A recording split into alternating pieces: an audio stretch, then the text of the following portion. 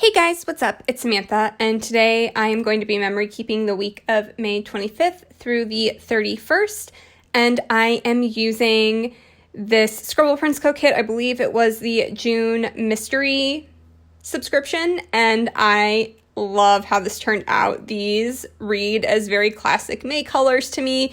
If you remember years back when people were still doing monthly colored items and stuff to match the planners and stuff like that, it feels nostalgic. I can't not use mint and pink in May. It feels right to me, So before I jump into everything, I did want to note that the planner I'm using is my Aura Estelle Cloud. It's the same planner that I've been planning in since the 1st of January.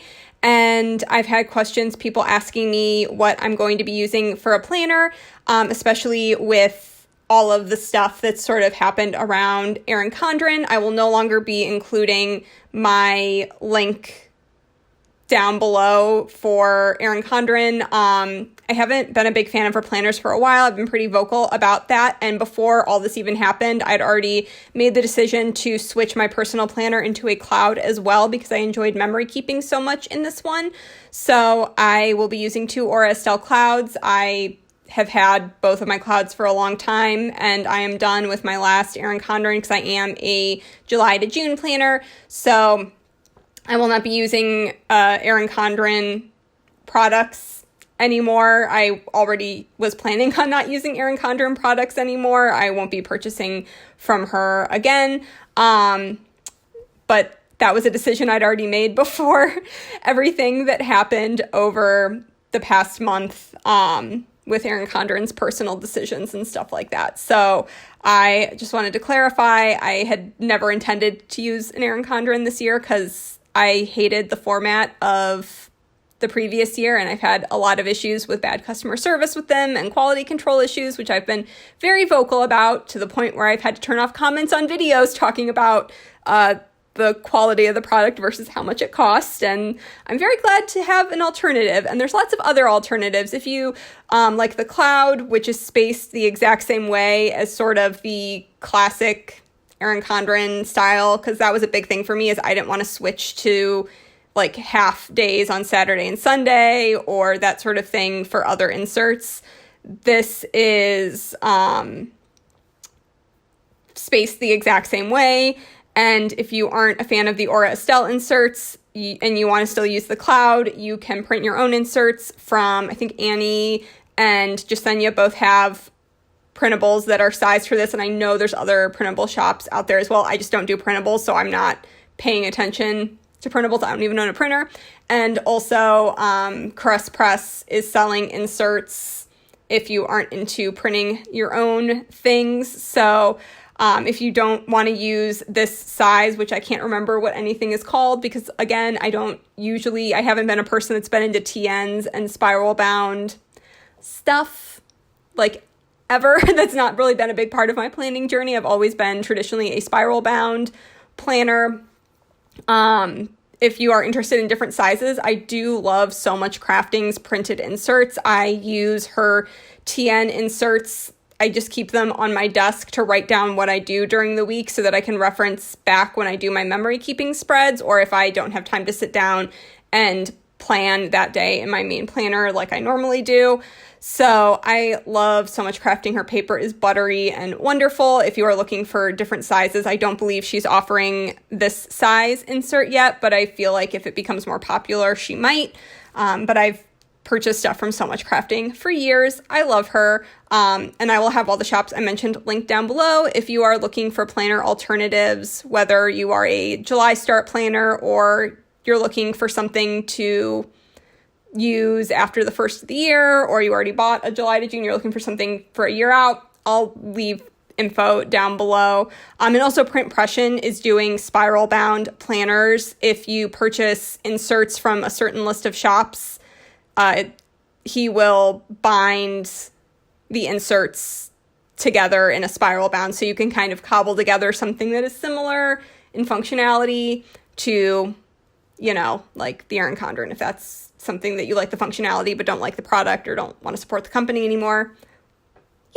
There's options. So with that whole spiel out of the way, I am going to talk about all the books I read this week. This was a week that Joe was off on vacation, and this was also the week that the Black Lives Matter movement sort of took the foreground in the national conversation. And I did spend a lot of this weekend curating YA book lists by Black authors and also looking ahead for books that are coming out in the near future by Black authors and into next year.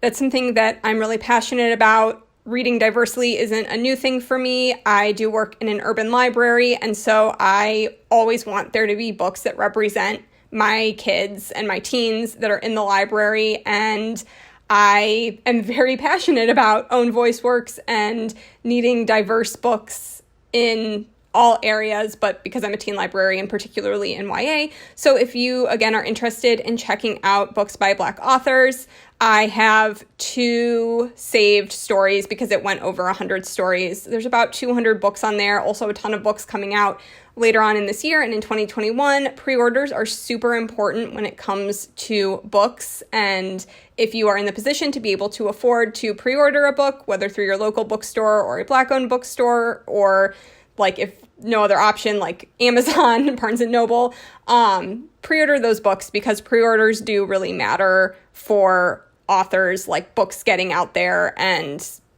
getting marketing campaigns and all that sort of jazz. So with that being said, I feel like I've had 2 spiels at the front end of this video. I'm going to talk about the books that I read this week. So the first book that I finished was Such a Fun Age by Kiley Reid, and this ended up being a very timely book. I had purchased this a couple months ago. It was something that had been on my TBR for a long time. This is an adult title that deals with racism and microaggression and sort of specifically targeting the white people who think they're not racist, the kind of stereotypical white suburban, probably liberal woman who thinks she's so progressive, but maybe isn't as progressive as she thinks she is. And it's a kind of book that makes you very uncomfortable in a good way because it makes you stop, especially as a white person reading this. Obviously, I'm speaking from like that perspective. It made me definitely stop and think about things I've said or ways I've acted that maybe I didn't consciously realize were driven by like a bias or something, and ways, that like microaggressions are still racism, even if it's not like big overt racism. And it's just the kind of book that really makes you stop and think about the little things, whether things you've observed other people doing and haven't stepped in and said something about it.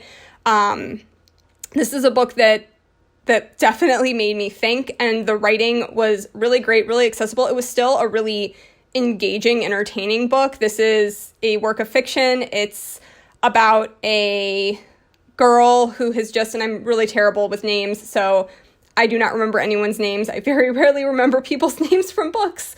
A girl who has just graduated from college and is sort of feeling unmoored, and she doesn't know what she wants to do with her life, and so she is working a couple part-time jobs, and one of them is babysitting/nannying for a white family.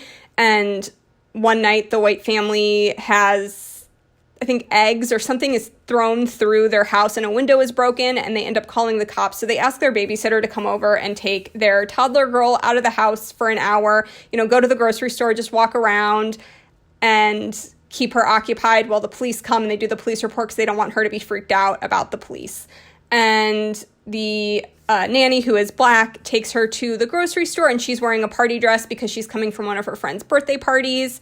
And when they're walking around the grocery store, she is accused by another shopper and security at the grocery store of kidnapping her, like the girl that she babysits. And it's sort of about everything that unfolds from there. You switch perspectives between the mom and the babysitter, and sort of looking at the mom being this paradigm of like very progressive white woman kind of thing, and she ends up maybe not being as progressive as she thinks she is, and how insidious bias and racism can really be, and to really stop and think about all those little things. I liked how uncomfortable this book made me feel. It was uncomfortable in a really good way and very thought-provoking. So I ended up giving this 4 out of 5 stars. The only reason this wasn't a 5-star for me is I feel like a lot of the subtlety in this book was erased by how it ended, and it kind of made the mom into more of a like overt villain in a way. And I thought that took away from the messaging throughout the rest of the book. But other than that, like, this was such a good book. Like, the ending just didn't quite, like, click all the way for me. But everything else about this I really enjoyed, and I would highly recommend it. It was short. I think it was under 300 pages or just around 300 pages. So a very fast read. I read it in, like, 2 sittings. So check this out if you haven't. And then the next book I read was a reread. It was a YA fantasy book, The Bone Charmer by Breana Shields, and I gave this 4 stars. Like I said, this was a reread because I also read the sequel this week, and this is just a very dark, atmospheric, angsty YA. It has a really cool bone-based magic system, and it also deals a lot with the interplay of fate and choice. A big part of the magic system is the ability to read the future in bones and the magic around that. And so in this society, every teenager gets their bones read before they kind of pick their career or their life partner. And the bone charmer in each village decides what the best path for each person should be. Obviously, like, they don't have to do that, but there's a lot of stigma around people that choose to do something other than what their bone reading says is the best path for them. And in this book, Saskia, who is our main character, her mom is the bone charmer in their village, and she believes that her mom has picked the future for her that the mom wants and not necessarily what the daughter wants, and she feels like she has no say in the matter. She gets angry during her bone reading and throws the bones, breaking it and splitting her timeline into 2, one where she ends up doing what she always wanted, and one where she ends up doing what her mom has always seemed to be pushing her towards. And I really love the interplay of the 2 timelines here. It's a really cool exploration of like what you need versus what you want, and also, you know, choice, fate, how that all blends together. And it was a good time. I reread this again in basically 1 sitting. I enjoyed it a lot. And then I read my advanced copy of the sequel, which I ended up giving 3 stars. I feel like a lot of what I really liked about The Bone Charmer was the really original dual timeline thing going on, and how you get like different peaks at each timeline, and there's still stuff that's going on in both timelines that's the same, and how you know certain things that are going on that the characters don't. The Bone Thief doesn't have multiple timelines. It's a pretty linear plot, and even though it does handle, grief really well, and there's a lot of expanded world building and friendships, you get to see more of the magic school that's introduced in the first book, which was something that I wanted to see more of. I feel like it didn't hold my attention quite as well, and it sort of played more into typical YA fantasy tropes. In this one, the villain was way more like mustache twirling, I felt like, just more tropey and not quite as original as the first one. It was still a solid book. These are really good, I would say, to recommend to tweens and younger teens who want books without explicit or any sex scenes in them, but they still want like a dark, angsty YA fantasy. I feel like that is a good recommendation for that reader.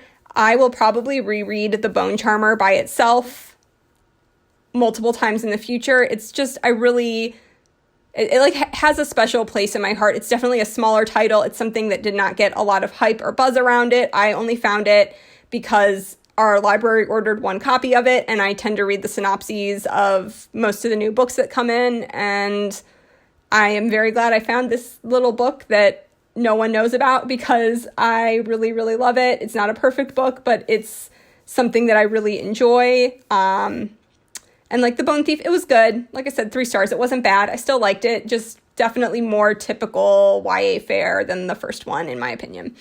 So then the other 2 books that I read this week were both Dresden Files books, number 9, White Knight, and number 10, Small Favor. I'm going to be honest, I really don't remember anything that happened in White Knight. There's sort of a run of books in the middle where they were solid. I gave both of these 4 stars. And I obviously remember, like, the character development as the whole, but I read these so quickly back to back. I don't remember White Knight at all, but Small Favor, I do. This one introduced, like, the 3 Billy Goats Gruff as characters in this, except they're bad guys.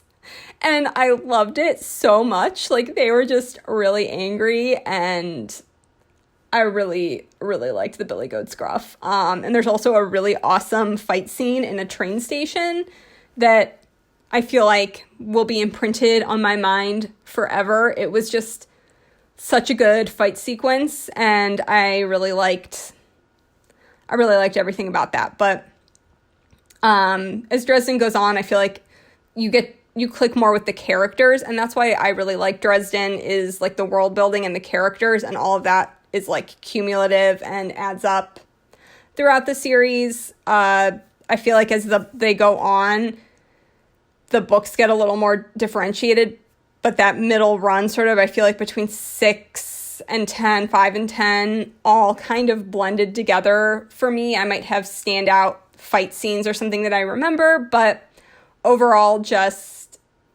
a lot of character development and world building going on. Not as much me remembering specific plots. So that was everything that I read this week, all 5 books. I've like definitely had an awesome reading month in June, so I'm excited to talk about those books. I'm planning to do the voiceovers for my next 2 videos because I filmed these a week ago. So I can get some videos up for you guys, get caught up on all of this. But this is the finished spread. I absolutely love how it turned out. I think it's just that silver foil is so gorgeous, and all the bows, and I like that I had to put the bow on it quote because it just worked for all the bows all over this. I absolutely, I mean, I'm still just looking at this being like, this one was really good. So yeah. Thank you guys so much for watching this video. I really hope you enjoyed. I'll have, like I said, all those planner shops linked down below, as well as a list of all of the books that I read this week. If you're interested in checking anything out, make sure you're following me on Instagram and Goodreads if that is your thing. And I will talk to you guys in my next video. Bye!